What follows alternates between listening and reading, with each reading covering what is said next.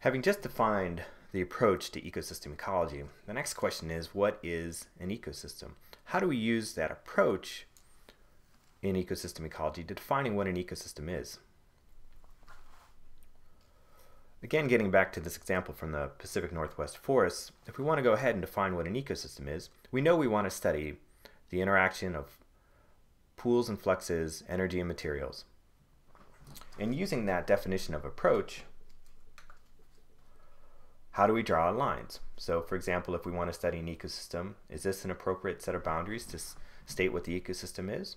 Or does the ecosystem have to include not only a clear cut, but also some surrounding intact forest? Is that the right scale to define an ecosystem? Is that too small? Is that too big? Do we need to go smaller? Or does the ecosystem really need to include something much larger, a much larger matrix? When we set out to figure out what we want to study, and we want to study ecosystems and use that approach of ecosystem ecology, we have to think about the scale and where we draw our lines. So just to refresh our memory, ecosystem ecology is an approach to understanding the fluxes of energy and materials through biotic and abiotic pools. That's very helpful for defining what our approach to ecosystem ecology is. But it's not the study of the ecology of ecosystems. That's something different. So we need to have a definition to define the boundaries of the ecosystem. Essentially, where do we draw the lines so when we go out in the field, we know where to stop measuring. The authors offer a definition of an ecosystem, and it states that an ecosystem consists of all the organisms in the abiotic pools with which they interact. And to a certain degree, this is really helpful. So once we draw our lines for what an ecosystem is, we know that we need to think about the organisms that fall within those boundaries and the abiotic pools with which they interact. But we can't necessarily flip that definition and define an ecosystem based on the organisms and the abiotic pools with which they interact. The reason for this is that there are no closed ecosystems. Whatever set of boundaries that we draw to define the ecosystem, for example, quite likely there's going to be fluxes inside and outside of that ecosystem. It's going to go across those boundaries. That's a relatively open ecosystem. And because there are no closed ecosystems, there's always going to be fluxes that go across that boundary. That's going to make it hard to define the edges of the ecosystem. Given that, what is an ecosystem? Can we actually define it? Or do we just have an approach that we use and it's almost impossible to draw the boundaries? Well, there's two criteria that we can use to draw good boundaries. The first criteria is what I call a localization of interaction. Now, to use an example, think about populations. And we define populations often by gene flow among the individuals of a given species. And so imagine that you had two islands separated by water. And on one island you had a number of individuals, and on another island you had more individuals. Now, whether this situation that we have here represents two populations or one population really depends on gene flow. If you have a situation where most of the gene flow occurs within islands, then you might say that you have two different populations. There's a localization of interactions of organisms within each island. But if there's a fair amount of flow between the islands, there's dispersal between those islands, then that would qualify, or the two different populations, what we thought were two different populations, is really just one population as far as gene flow is concerned. Now, if we substitute gene flow for the flux of energy and materials, we can use that same approach to define what an ecosystem is. If we can understand what the patterns are of interactions among organisms and their environment, we might be able to draw our boundaries so they make sense. So using this criteria, we can define an ecosystem as a localization of interactions between organisms and their abiotic environment. This works really well, but we do have to recognize that ecosystems are really open. So here's an example of where we might try and use an organism and its interactions with the environment to define the boundaries of an ecosystem. This is an Arctic tern. It's a bird that winters out in the northern hemisphere in Arctic areas. And we could use this organism to define the boundaries of an ecosystem based on the abiotic pools that it interacts with and other organisms that it interacts with.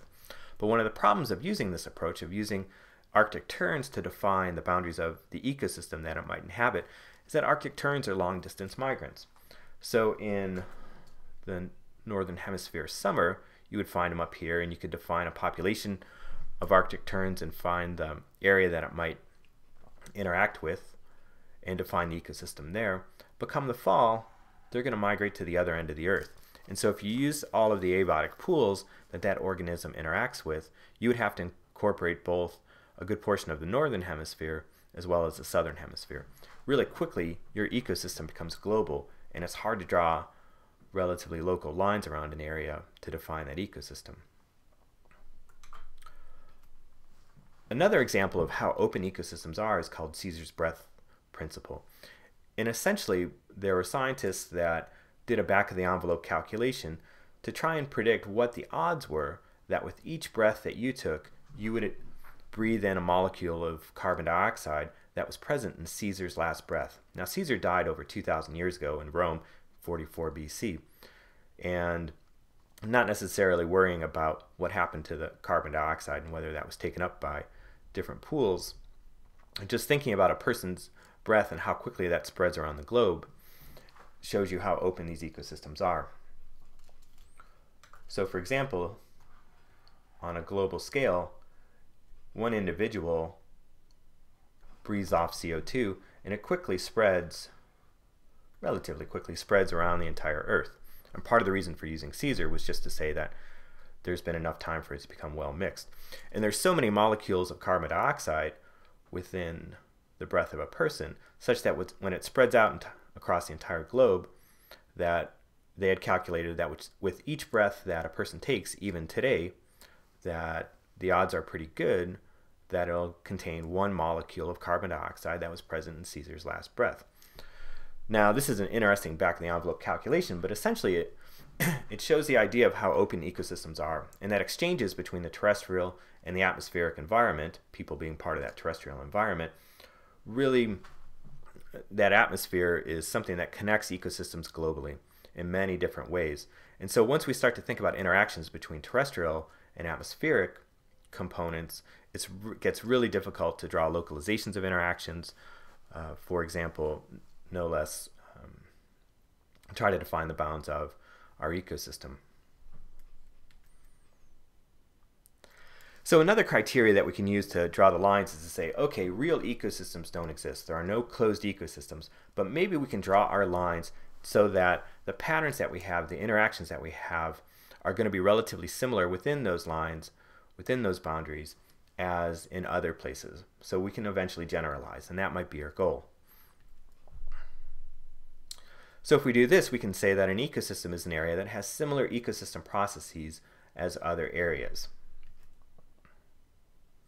When we draw our lines, we draw them so as to be general. What we're trying to do is extrapolate and to understand how broader areas might work. So we focus in on a relatively small area that we think is going to be representative or general of other areas too.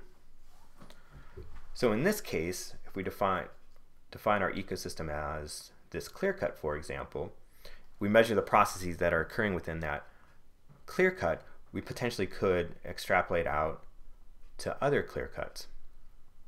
And similarly, if we define our ecosystem here and do a set of measurements within that intact forest, we might be able to extrapolate out relatively well for all the other intact forests. So it's really an empirical approach to studying ecosystems. When we say we're trying to find areas that are going to be representative of other areas, we'll take a look at the interactions that occur, the fluxes that occur, understand the pools that occur within that boundary, and have it be representative of other places. In summary here, what's important to think about when we study ecosystem ecology and we start to try and define the bounds of our ecosystems so we know where to stop measuring, for example, is that there are no closed ecosystems. Regardless of what boundaries we draw, there are going to be fluxes, interactions that occur across those boundaries. Still, we can draw ecosystem boundaries. And there's two ways to do it. We can do that based on localizations, so we can think about what the likely sets of interactions are and try and draw our boundaries to capture most of those interactions. Alternatively, we can also draw boundaries just based on generality. And in that sense, we can pick areas that we think are going to be representative of larger areas and do sets of measurements within those boundaries so that eventually we can go ahead and extrapolate our numbers to be even more general than the small area that we decide to measure.